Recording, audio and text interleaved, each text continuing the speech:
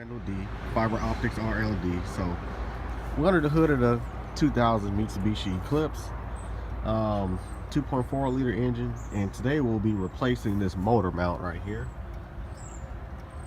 So you can kind of look at it and you can see the cracks and stuff in the rubber material. I'm curious, I'm gonna get it took out, I'm gonna remove it and get a better look at it, see how bad the motor mount is.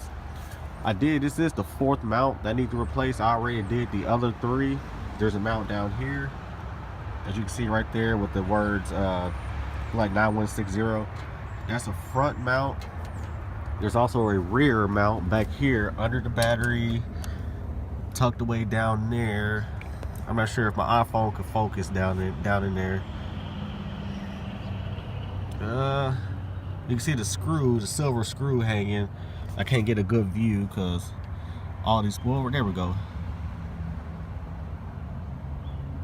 And I don't think, well, there we go, yeah. So there's a mount right there.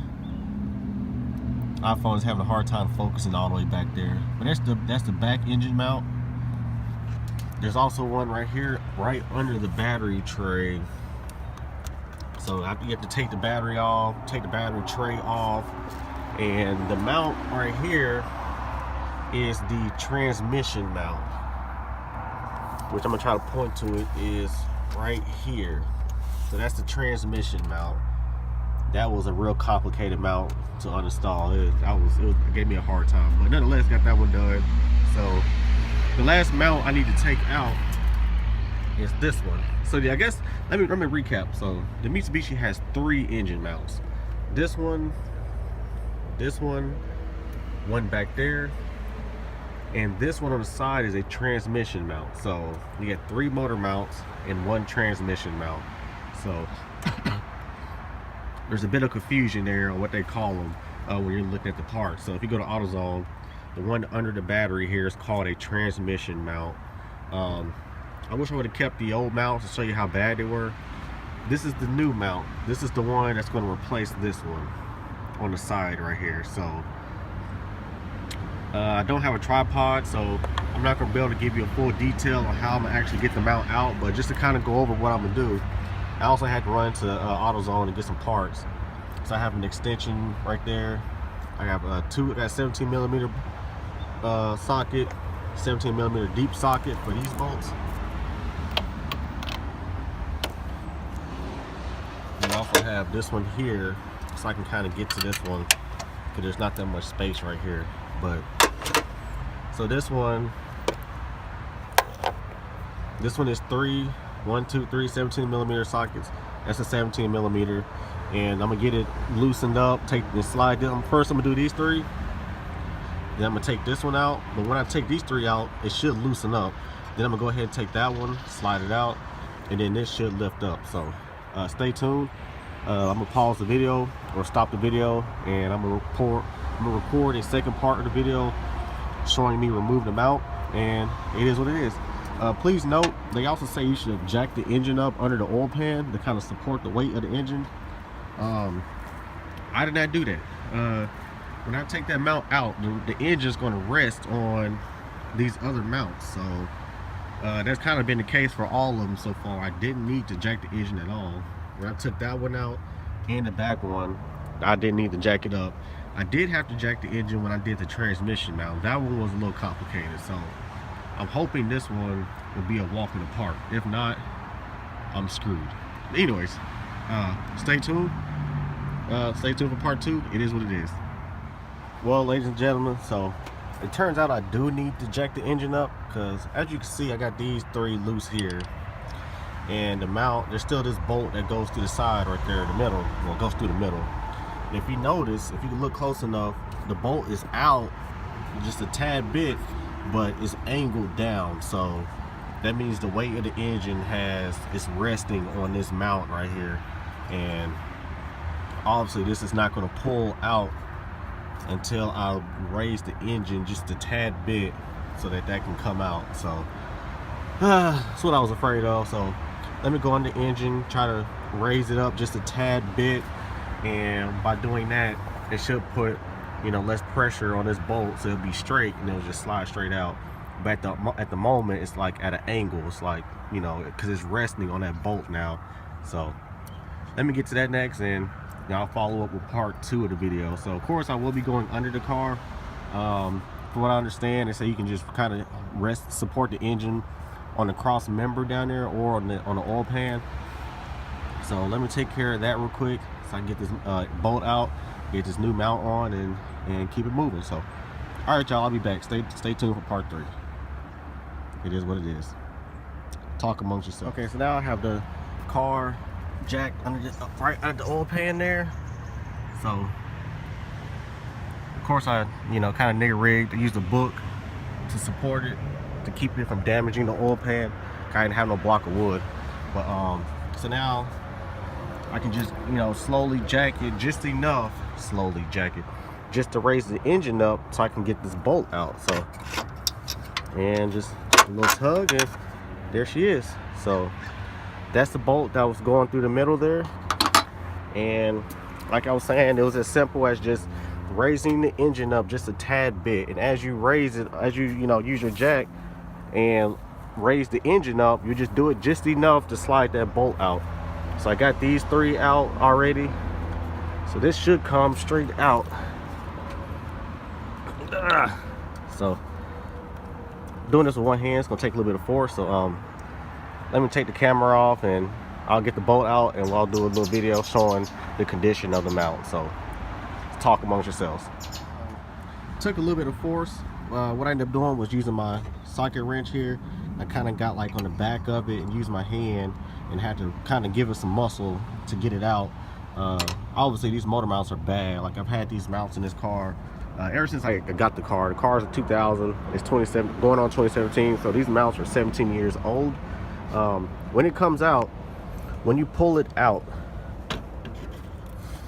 it's gonna have these rubber things on it, because the transmission mount had the same thing. You have one on this side, which is this piece here, and I noticed the arrow is facing toward the right, so I'm gonna make sure I put that on that one. I'm assuming it'll just kind of slap on like that. And then behind the motor mount, it's the same thing, which is facing the arrow on this one, facing the same direction. So obviously this one just peels off, goes on the back of that one. I'll put that on when I put that, drop that one in. So this is the old mount. As you can see, it's a wrap. It is a wrap. So the car was doing a lot of vibration. I did get a paint job next, but as you can see here, like down in here, I guess it's supposed to be solid. Like, you can see the cracks in there, and I guess, you know, when the tube is through the middle there and the engine is shaking and rocking and moving, it just, you know, it's a lot of shaking going on. I guess it's metal on metal grinding and shaking and all that good stuff. So let's do a little comparison. Let's take the new one and compare it to the old one here. I'm gonna go over here to the grass.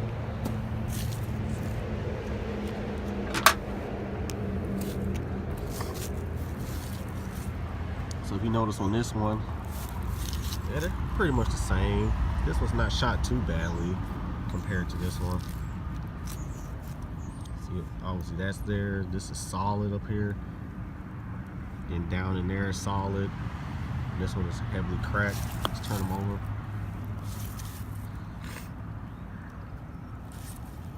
Same thing on this side. Just a lot of wear and tear. 4G. Verizon Wireless, AT&T, 4G. No. So that's the old mount. I mean, it's the new one. That's the old one. And obviously just repeat the same process, just in reverse. So this one will go in. I'm trying to do this in one hand here. I'm still holding my phone. I have a tripod, but I didn't really want to go inside and get all that. So it just drops in like that. Shoot your bolt through there. But actually these gotta go back in. So that will go on that side. The other one goes on the back. Drop it in. Bolt those down. 1, 2, 3. 17 millimeters. 17.